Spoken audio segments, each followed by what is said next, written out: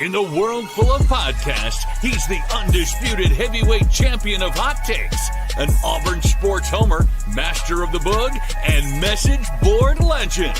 Get your buttons buttoned and your hats flattened because the Top Button Podcast is about to kick off. And you don't want to miss your courtside seat. Now, here's your host, Charlie 5. Sir, we're back. It's another episode of the Top Button Podcast. I'm your host, Kyle Rush, a.k.a. Charlie 5, and we are ready to get after it on our traditional Sunday live Mother's Day edition with my guy, Zach Blackerby. And we're going to talk about Jackson Arnold. Hugh basically just went ahead and put it out there. I mean, it's not like it was just a huge surprise or anything, but he goes ahead and makes it official. Jackson Arnold's quarterback won. The quarterback battle is over. He's the guy. We're going to roll with him. And we're going to go break that down every way you can possibly break it down. But before we do that, let's give a quick shout out to mybookie.ag. Use coupon code BARN for a 50% deposit bonus up to $1,000. Give them $100. They're going to give you 50 back on top, free to play with. If you want to get on Auburn's over 7.5, now that you got the quarterback one official, go ahead and jump on it. Then they got all kinds of playoff, major league playoff sports, NBA, hockey. You got Major League Baseball, all kind of stuff you can bet on. So check them out, mybookie.ag. Zach, our boy, our friend of the show, friend of the barn, Mike G, had his annual sit down with Hugh. And, you know, I'm not expecting a ton. You're not expecting a lot to come out of it other than just like your tradition, like your basic stuff that you hear coach speak.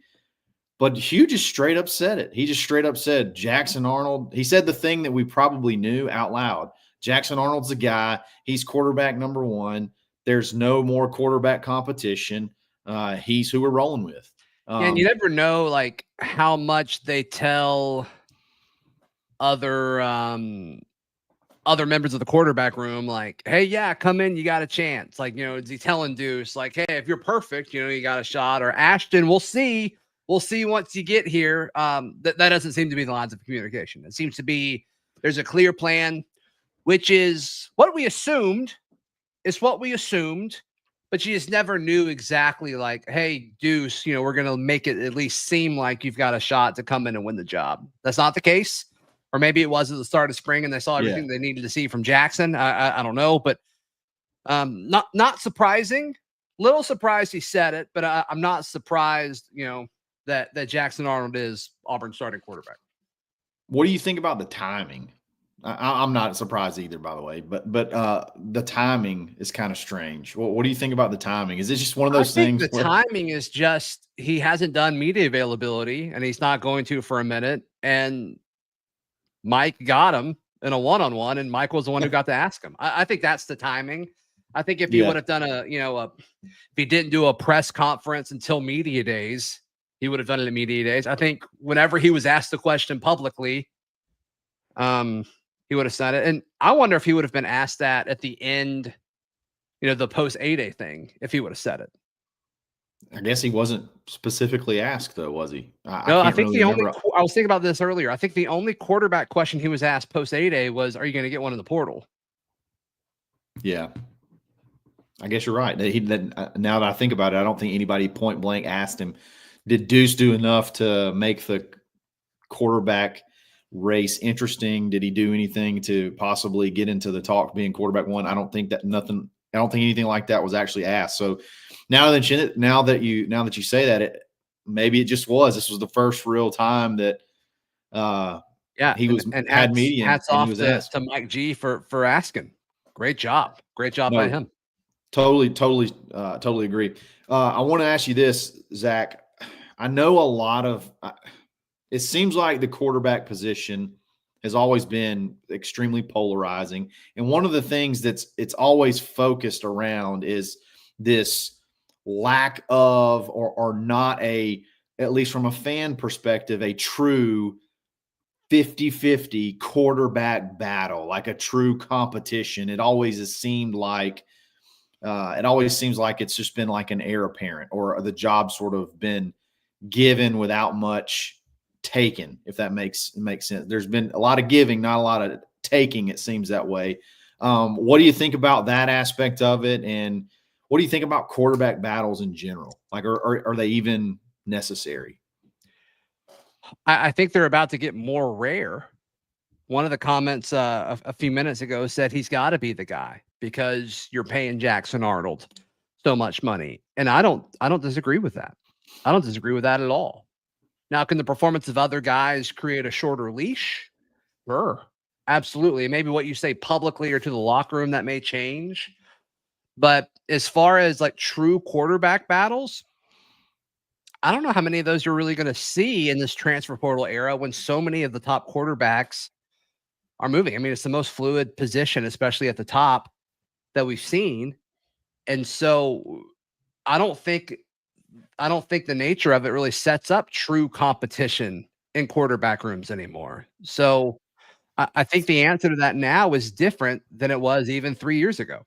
I could not agree more. I don't, honestly, I don't even know. Like, I don't even know that I would really put it on the transfer portal era. The transfer portal era really, to me, has beefed it up to the point where there's almost never going to be an example of like two guys that are on the same level that are duking it out, and it's truly like we have no idea which one of these guys is going to win until I just don't think that happens very often. But I don't think it happened that often even before the transfer portal era.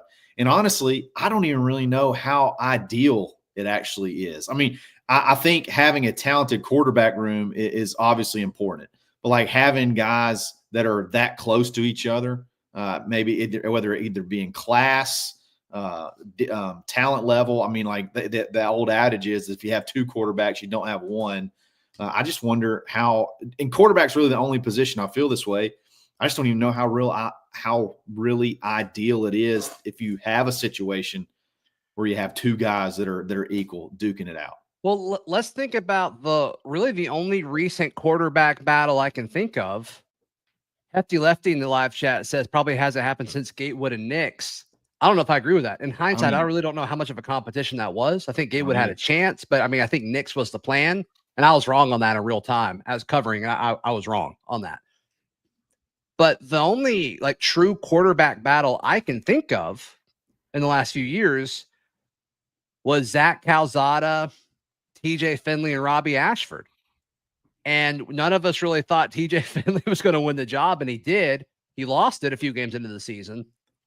But that's really the only time I can think of like a true quarterback battle. And that was that didn't work. You know what I mean? And that was who was the least bad, basically. That was who was the least worst quarterback instead of, I don't know. I guess you did have a winner, but I was trying to think of like a good scenario that played out. You had a winner, like but you also had a lot Auburn. of losers in that situation. Not just Auburn, but I mean, I guess the only one I can really come up with in recent history is Tua and Jalen at Alabama. I mean, I don't follow a lot of other programs like mega close, but like those two guys, like you heard the Saban that got famous, I'm not going to tell you, so quit asking. Like they almost went into the season rotating quarterbacks back and forth. So I still don't know how much of a battle that was. I think it was just they're both really good, and there wasn't an easy option. But it seemed like Tua was better, and they still played Jalen. Yeah, I think they didn't want to hurt. And then they're like, "Yo, Jalen, you need to leave." And like, okay. And then he came back and won the SEC championship. I'm just saying. I say all that to say, if you're getting your feathers rustled over the fact that the quarterback battle is seemingly over already, I don't know that quarterback battles are a real thing. Like I don't know that really happens that often. Like I don't know that it's that big of a deal. Zach, does it feel different this time at all to you? It does for me, but I want to get your thought on it. Like, does this feel different at all to you than like maybe when like going ahead and getting behind Jackson and naming him the starting quarterback versus like, I guess over the last, several years when they've named a particular guy, the starting quarterback that you already knew was going to be the starting quarterback? Well, I mean, we knew it was Peyton last year. Yeah. We pretty much knew it was Peyton the year before that too. So I don't know if is it different? It feels different to me, and let me tell you why. Yeah, go ahead. So 2 years ago, last year, I don't really count last year because Peyton was the incumbent. Okay, so we didn't really bring in anybody to necessarily challenge him or replace him in the last offseason.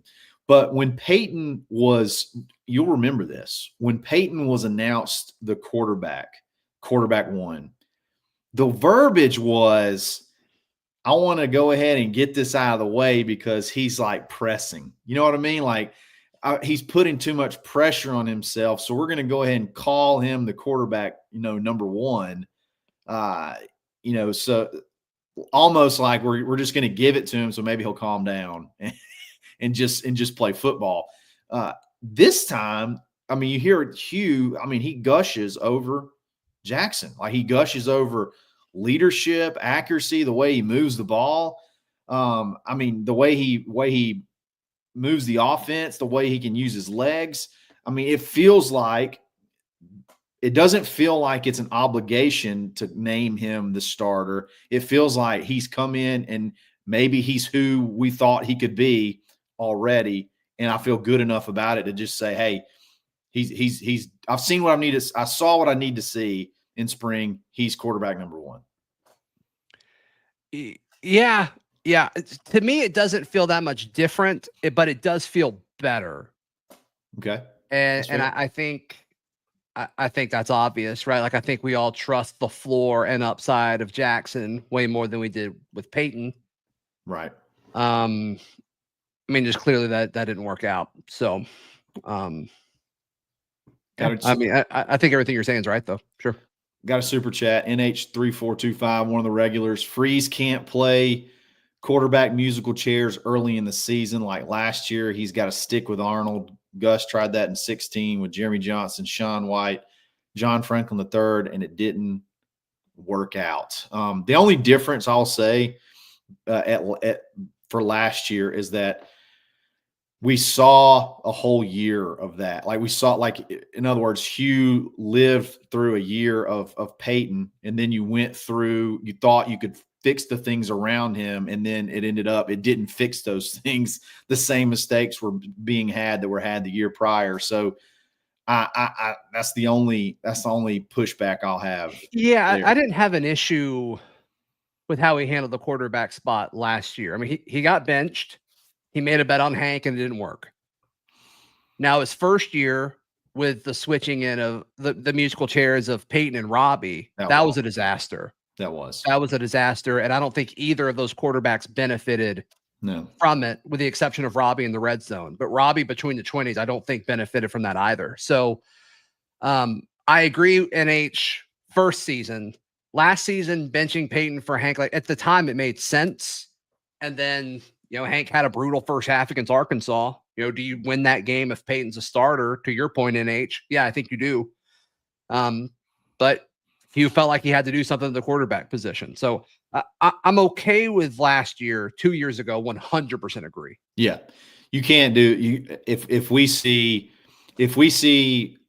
Jackson Arnold with running deuce every so often, like we did with Robbie, I'll be shocked, number one, and I'll be very, very disappointed. I won't be mad, but I'll just be disappointed. Oh, that's worse. That's way worse. Got another one. This is a great question. Braden Burchell, who switches QB1 first in the season, Auburn or Bama? I'm going to be honest. I don't think either will. How about that? That's what I was going to say. You're going to say, I thought it was going to be a hot take, but we agree. I don't think either. I don't think either will switch. I think Ty Thompson's, I don't think he's going to be anything that's going to be otherworldly, but I think he's a pretty solid quarterback. He's waited his turn, and I forget his name. Kalen DeBoer had an option, had the ability to go to the portal and get somebody, and he didn't. He said, surprisingly comfortable. Yeah, he's very comfortable with him. So I'm going to be honest. I think both of them are going to be pretty solid, and I don't think either one of them. The situation at quarterback at Bama. I mean, we talk about it at Auburn. Like, it's got Ryan Williams. Was it Jeremy Bernard that he's throwing to as well? And I'm sure there's other guys that I'm less aware of that'll step up this year. So they've got a good situation there. Kalen DeBoer's just looking for a guy who can run a system, and he clearly thinks that guy's on the roster or they would have done something. 100%. 100%. So I will say that it's more likely that it happens at Auburn than Bama, though. Okay. I don't think it'll happen, but I do think if I had to say one, I would say Auburn, but I don't think it happens. Interesting. I don't know what my answer would be there. I'd probably say, I don't know.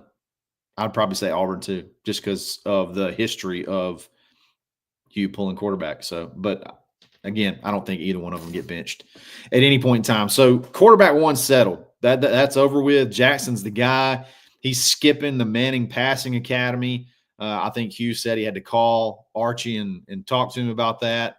He wants to stay here and be a leader and throw with his receivers all summer, which I tip my cap to.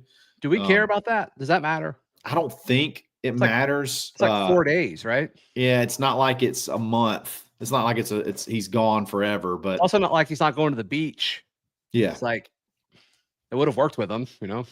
Yeah, I agree. But regardless, he's the guy, and that's who we're riding with. So the question now becomes, to me, what happens behind Jackson? You got Ashton Daniels, who I wonder what he thinks about this. I haven't even gotten there yet.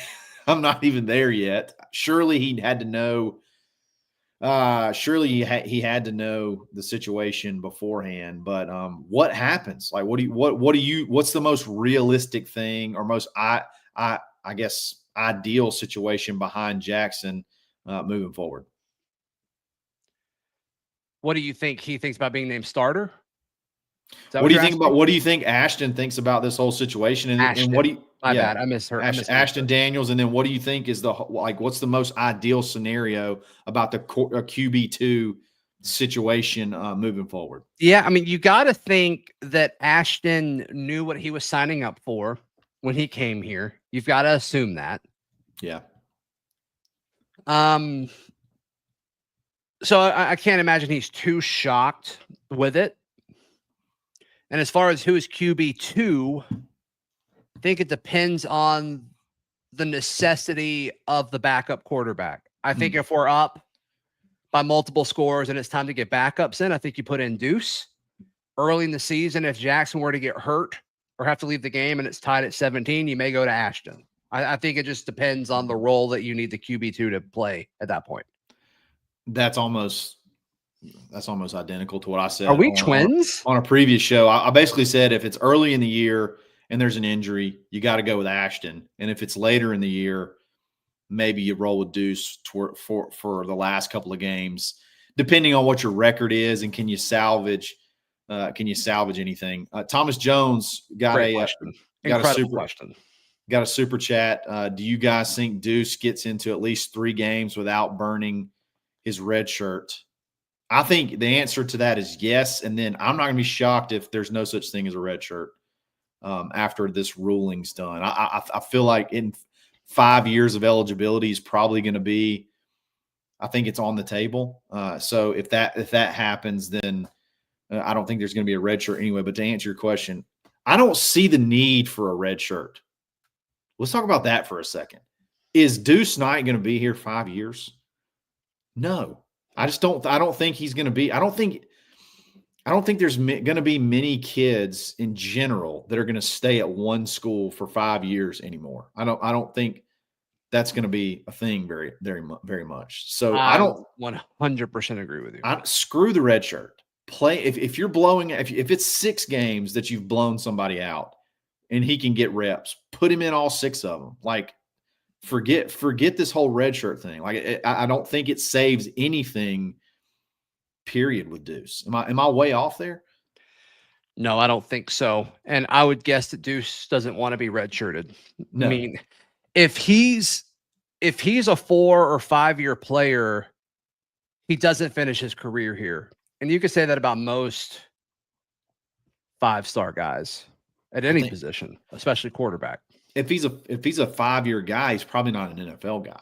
I mean, that's pretty rare, especially at quarterback. I mean, that's extremely rare. I mean, I know you'll have the Cam Ward, guy that worked his way up from D2 all the way up to where he is. But I don't know that if he's here, he won't be at Auburn probably if that's the case. Well, and you and I talked about this, I think last Tuesday, where you you being Hugh Freeze and the staff, like you have a time limit because I think in December you're going to have to make a decision between the two.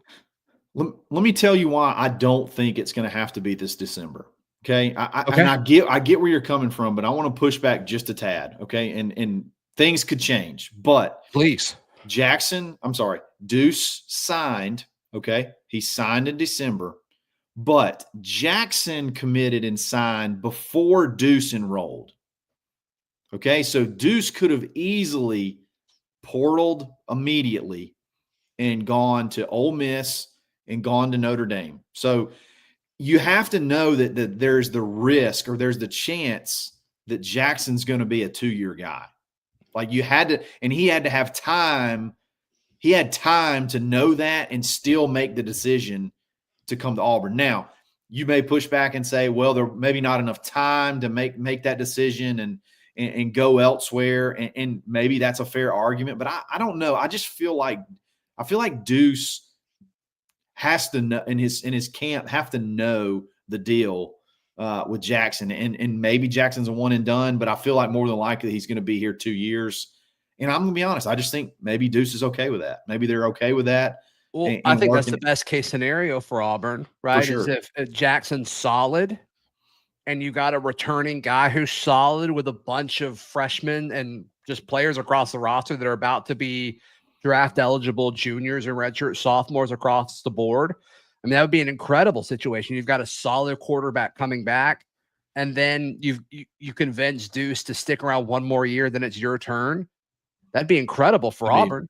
No question. You can't really script up a better scenario. Right. I don't think. 100%. I'm basing it more, I'm not even basing it off of like Deuce's circumstances and Jackson's circumstances. I'm just basing it on what we're seeing everywhere else. It's very good point. I mean, it's hard not to get on that. It's hard not to have that train of thought or that line of thinking when you look at everywhere else, and that's what you're seeing. And you're seeing a lot of more second-year guys starting versus, third-year guys. So I get it. I don't know. I feel like Deuce had to have at least some kind of idea in his camp about the whole Jackson Arnold thing, and maybe he's all in, at least for right now, kind of being worked in easily, and there's going to be a 2-year progression until he gets the nod. Honestly, that's probably best case scenario for Deuce too. I don't know if we even mentioned that. That may be a really good scenario for him, because he is, even though he does have just incredible athleticism and all the NFL tools that you want, it's still a big jump going from high school to college. And you saw it was a big jump for him to go from second team to first team. When Jackson got hurt, he went in and he started turning the ball over for the first time he did the whole camp. So I don't know. Can we pivot to a game / question? Yes. That it's not quarterback related. Okay. We good to pivot? Pivot. Do you care? Not at all. Do you care? I want the live chat to get in on this too. Okay. I talk about this on Locked on Auburn tomorrow, but I want to kind of get a jump start on this today. And also love seeing all the green names in here. That means you're a member or have been gifted a membership to the Barn on YouTube. Feel free to sign up and let us know kind of what premium content you may want to see. Kyle and I were texting about that over the weekend. Let us know. We'd love to add more of that to you guys, but highly encourage you to sign up for that. Yeah, shout out Derek Anderson. He gifted like 10 people a membership. That was crazy. That's super cool. Thank you so much.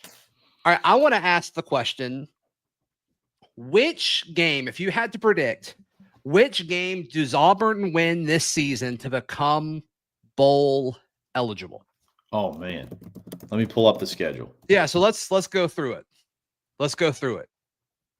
I think you beat Baylor. Okay. All State, South Alabama. You're at 3. So what's 3 wins later? What are we looking at? So let's say you win one of Oklahoma and Texas and Georgia. I think that 3-game stretch, which is the toughest on your schedule, I think you go 1-2. If you go 2-1, you got a national storyline happening at Auburn. I agree.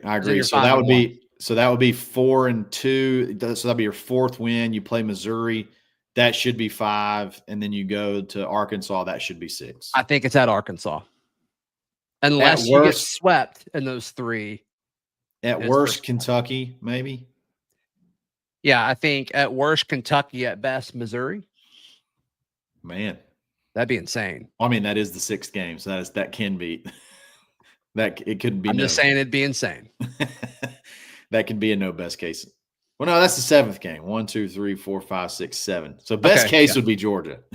That'd be wild. That would be wild. Are we number 1? What? If that happens, you got to be in the talk of it. Yeah. So let us know in the live chat which win this season will be Auburn's 6th, where they become bowl eligible. I think it's at Arkansas.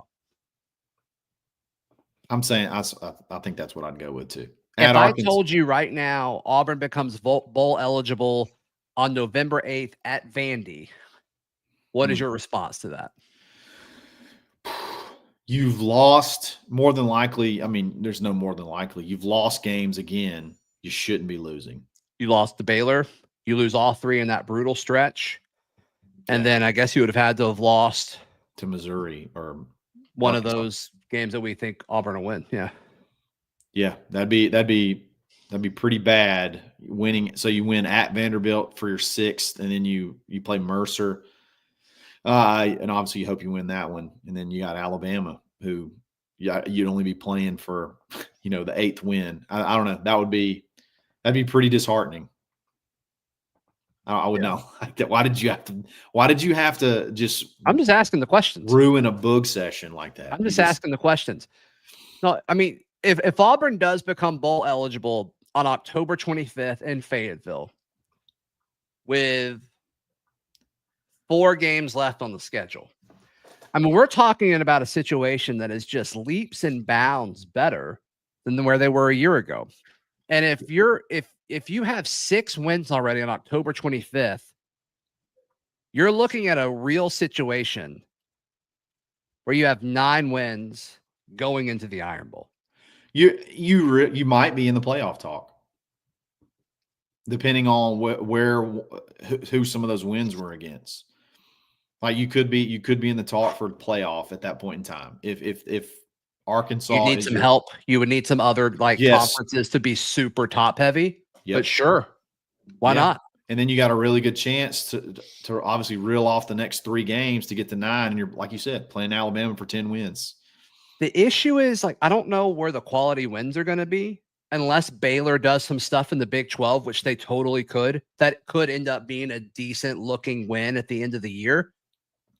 Yeah. I'm not expecting Vandy to be ranked at the end of the season. Not expecting Kentucky, Arkansas. I think Missouri's going to fall off a ton. Pretty bad, yeah. So, to me, it all depends on what do Oklahoma, Texas A&M, and Georgia look like. I mean, obviously Georgia's going to be good. What do Oklahoma and Texas A&M look like? And if you get one of those wins, right? Yeah. Which one do you think is more likely? I go back and forth on this, man. Right now, I say Oklahoma. Me too. I just don't. There's a lot of change. Let's just say that there's a lot of upheaval from one season to the next. Yeah, and I know you love John Mateer. I know you think he's really good, and I think he's talented. Can he overcome a lot of the issues in Oklahoma's offense? Is just changing the coordinator enough? I thought a lot of it was personnel related. I don't know. It's funny. Is Jerry Kill still at Vandy? God, I hope not. I think he is. I thought he went somewhere else. I thought he got a job somewhere. Let's see. He's still he's a consultant at Vandy still. Dadgummit. Jerry Kill. Damn you, Jerry Kill. It's time for you to retire. That is funny. He is like Hugh's kryptonite. I mean, how about this? It's an issue. Putting it out there. AU beats Georgia to get bowl eligible. NH, you are a wild man. Wild man. You are a madman. I'll tell you what. If is that Auburn's happens, ranking if that happens after the Georgia game? If that happens, I'm going to do some borderline illegal things. So we're just going to leave it at that. What's an example of that? I don't even want to give. What's something that's borderline illegal that you might do? I don't know. May take a shirt off and run around or something. I don't know. I would not classify that as borderline illegal. I'm just saying there's it doesn't take but a few more things, a few more items, and then it becomes illegal. On Oh, a I lot see. of different, You're talking on a about lot of different streaking. levels. Yeah, through the quad to the Auburn's gymnasium. wins would not be the only streak happening, is what you're saying. Exactly. Through the quad to the gymnasium, everybody's doing it. That's a little old school quote for you there. Yeah, good stuff. Anything else you want to say about the quarterback situation? I don't know. I don't know. I feel good about it. I feel good about the direction it's going. I was listening to Tyler Siskey on McCready and Siskey, and he said that Auburn's going to have, and we may talk about this on a show this week, Auburn's going to have the most improved quarterback room in the conference. And I think it's hard to disagree, at least on paper right now. I mean, it's so much better than it was a year ago. For sure. And I don't know if we truly like, I was hoping you saw that. Mr. Beautiful saying that you'll egg a cop car. I wonder if we could get an Auburn cop that'd be like, yeah, let's make that a thing. I'm in. If you know anybody with the APD, reach out to us. I know a couple of guys. We'll see what we can. Of course you do. Of course you do. Zach, man, thanks for jumping. I do think it's understated, like how drastic the improvement is at quarterback. I could talk about it year to this year. I could talk about it for another 30 minutes. I'm also okay with the lack of, as many scholarship guys. I'm not concerned with that this year. I don't want to make a habit of it, but at some point, I do think we got to bolster that up. But we're just in this really tricky spot where I don't know what you pitch. I don't know what you pitch to anybody to do this, because you can't entice a younger guy to come in and develop because Deuce is here. Exactly. Can you do that when he's a true sophomore? Maybe. So do you think next year you just roll with you bring in your high school guy and you just roll with it? I think it depends on what happens with Jackson. Okay. I think if Jackson Deuce in 2026 commit, I think that's fine. Let's say in this scenario, Jackson has a solid year, but not an NFL year. He comes back. Deuce is good. He's good with it. You and I disagree on if that's an option or not. But in this world, I'm saying in this world, he comes back. Are you just cool with rolling with your high school guy? Yeah, I think you have to be. What high school guy do you want? Putting you on the spot. I'd rather have Duckworth, but I think it'll be Burgess. I want Landon Duckworth so bad. He's an unbelievable athlete. Maybe he's coming in on official visit, so we'll see. This weekend, right? Is this weekend the 16th and 7th? Yeah, this weekend. So. I don't love that we're the first of all of his OVs. I don't love that, but he's a freak athlete. He's on the 4x100 meter relay. No. Yeah. Is it where they run 100 meters? You know what I mean? And it's 4 guys. Is that right? 4x100. Yeah. Okay. Yeah. And he can just freaking fly. It's unbelievable. And thinking about that kid at quarterback, just unreal. But all right, guys. There's a world where we don't get either of them? No, I think we'll probably get one of them. I think they're kind of split on who they want. I think some like Travis. The money question. Money question? Yeah. I think I kind of get the impression they went with Burgess early on because of the value. And now I'm not sure the value is there anymore because his evaluation shot up so much. Yeah, I think they kind of knew that was going to happen. I think they're sort of torn. And I think Landon was a lock to Ole Miss. And I think once again, Lane Kiffin did something to sour a relationship with a family. And it maybe opened the door a little bit. And I think maybe they're re-exploring that option that maybe they didn't think they had. Wasn't Texas A&M leading for him at 1.2, or am I tripping? No, I don't think they've ever been in it. South Carolina was leading with maybe him. That's what I'm thinking of. You're talking about Landon at this point in time. Yeah. Yeah. And I know everybody's going to ask, if you get Landon, and here it is, if we get Duckworth, do you think we can get Crowell? I think you got to get Landon and you got to get Keon Chapman, the wide receiver, as well. I don't think one of them gets the job done. I think if you get both of them, you might have a shot because they're all best friends. That's the reason. You got to think Crowell knows where he's going because he was committing in December, and he's like, I'm not committing in December anymore. Well, but then he said, I'm going to commit on this date. And then he was like, no, never mind. I'm not committing on that date anymore. So he's done that twice. Oh, he did it again? Yeah, he did it again. So now he may have just moved it back. Like in the last 2 weeks? Yeah, like recently. He moved it again. So I don't know. Landon, it doesn't hurt. You had plenty of time. December wasn't really sneaking up on you. Yeah, it definitely doesn't hurt to get Landon, but I don't think Landon gets the job done. I think you'd have to get both of those kids to get Kroll. Just Kroll's dynamic, man. He is. But there's a lot of running backs Auburn's in on. Zach, tell everybody where they can find you, support you, and show you some love. Yes, right here on the Barn Auburn YouTube. And if you're listening on audio, Village Vice, Brad Law and I drop multiple shows a week. And of course, hop on over to thebarnauburn.com. You can subscribe right now and get a year membership. You get $25 off. So go and check us out, thebarnauburn.com. I'm not saying this just to be like fake or funny or anything like that. Village Vice is my favorite Auburn podcast, hands down. So y'all, a lot of people feel that way. A lot of people feel that way. Definitely. A lot of times, I mean, it's unhinged. Completely. That's why Brad and I get off the rails a little bit. Some people like that. Some people hate it. Eating outside, wrestling, ice cream, doesn't matter.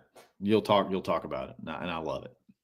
Guys, if you want to find me, I'm here every single day. I'll be here again tomorrow. Definitely check out our new basketball host with the Barn Hoops podcast, Jacob Hillman, the Barn Baseball Show. Baseball's hot right now, obviously, as they head into the final conference series. So I'm sure there's going to be a great update with those guys as well. Just subscribe to the page and you'll get alerted whenever we drop new content. Guys, this is another episode of the Top Button Podcast. Stay buttoned. Thanks for listening and drive home safely.